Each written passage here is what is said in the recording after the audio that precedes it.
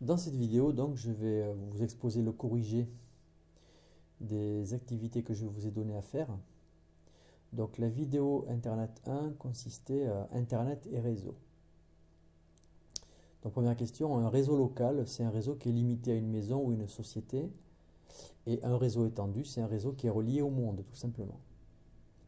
Alors, Internet provient de son ancêtre ARPANET, qui a été mis au point par l'armée aux États-Unis, qui a été ensuite récupéré par les universités.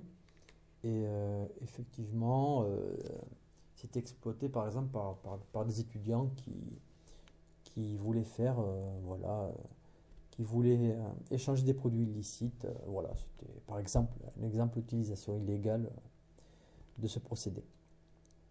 Donc il y a les collections filaires, ADSL, fibre optique ou bien sans fil, ou Wi-Fi ou Bluetooth. C'est la question 3.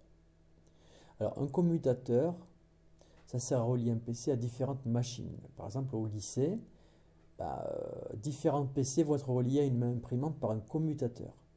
Et le commutateur va être relié à la borne Wi-Fi. Et puis ensuite, il va tout renvoyer au routeur. Il va être relié au routeur pour accéder à l'Internet.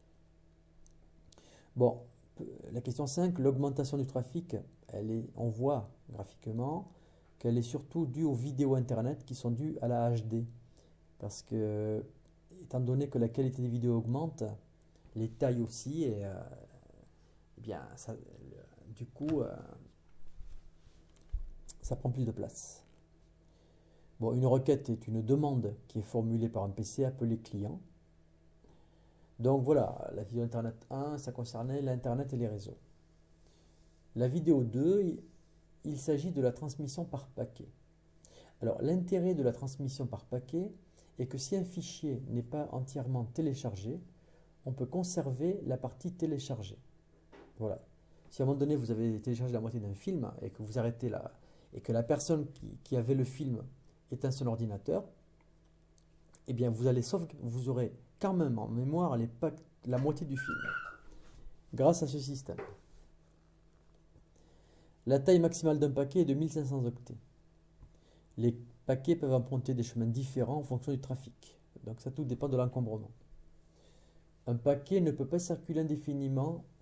Donc un système a été mis au point, un système de comptage. Par exemple, le chiffre 255 est inscrit dans le paquet et chaque fois qu'il rencontre un routeur, ce chiffre diminue. Donc au bout de 255 fois maximum, le paquet va être détruit. Ça évite que des paquets tournent indéfiniment sur Internet. Maintenant, l'acheminement des paquets. Le nombre d'adresses IP disponibles est de 256 puissance 4 parce qu'il est composé de 4 parties de 3 chiffres allant de 0 à 255. Ce qui fait 4 milliards 294 etc. de possibilités, alors qu'on est 7 milliards d'habitants. Alors cela est insuffisant car le nombre d'adresses IP ne correspond pas au nombre d'habitants. Donc si un jour tout le monde a un PC, ce sera problématique parce qu'il n'y aura pas le nombre d'adresses IP suffisantes. Pour cela, ils mettent en place actuellement des adresses IP plus complexes mises en œuvre pour pouvoir couvrir la totalité du nombre d'habitants. L'intégrité des données est assurée par le protocole TCP/IP qui garantit que les données arrivent en l'état d'origine. Alors un paquet, pour arriver correctement à destination, il faut qu'il contienne l'IP de l'expéditeur, l'IP du destinataire et le numéro du paquet correspondant. Si une image est décomposée en 10 parties, il y aura le numéro 1, numéro 2 jusqu'au numéro 10. Ensuite, l'annuaire DNS. Alors, voilà, le domaine, par exemple, pour la première question, education.gouv.fr. Le domaine qui englobe tout, c'est le domaine .fr. Ensuite, dans le domaine .fr est inclus le domaine .gouv. Et dans ce domaine-là, on a le domaine .éducation. Donc .éducation fait partie du .gouv qui fait partie du .fr. Ensuite, petit 2, le serveur se dirige vers le serveur racine. Donc quand vous allez demander un IP, vous allez rechercher un site, vous allez être dirigé vers un serveur racine du serveur, par exemple pour education.gouv.fr, vous allez être dirigé vers le serveur racine qui va vous envoyer au serveur.fr, qui vous enverra l'IP du domaine.fr. Ensuite, ce domaine-là vous enverra l'IP du domaine .gouv. Et une fois que vous arriverez à .gouv, ça vous enverra l'IP de education.gouv.fr. Tout ceci se fait entre les serveurs. Vous ne voyez pas toutes ces étapes. Vous allez directement voir la page s'afficher. Lorsqu'on lance une requête, l'IP réponse peut être interceptée par un hacker. Donc celui qui nous envoie donc son IP avec une fausse page. C'est-à-dire que vous allez chercher un site internet. L'IP que vous êtes censé recevoir, c'est lui qui va le capter, c'est le hacker. Et lui, à la place, il va envoyer son IP à lui, où il aura constitué une fausse page. Et vous allez croire que c'est une vraie page. Et à partir du moment où vous allez rentrer vos identifiants, vos codes vont être reçus par sa machine à lui. Il aura accès à tous vos codes. Bon, il y a des systèmes de sécurité qui sont mis en place. Par exemple, quand vous faites des achats Internet, si vous mettez vos coordonnées de carte bancaire, effectivement, il peut les récupérer par ce biais-là.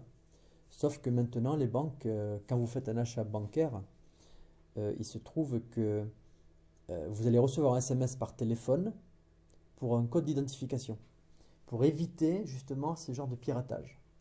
Donc, un hacker, pour pouvoir utiliser votre carte bancaire, il va être obligé d'abord, bon, l'IP, ça, il sait le faire, mais après, il faudrait qu'il ait votre numéro de portable, qu'il ait un téléphone, qu'il pirate aussi votre numéro de portable pour arriver à passer ce code, cette sécurité. En dernier, donc, les réseaux peer-to-peer. Alors, pour la vidéo 5.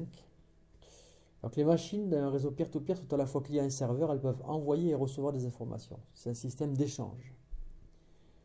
Le protocole BitTorrent est un protocole dans lequel les utilisateurs sont clients et serveurs. Hein. Par exemple, voilà, c'est quelqu'un qui a un film va déposer son film.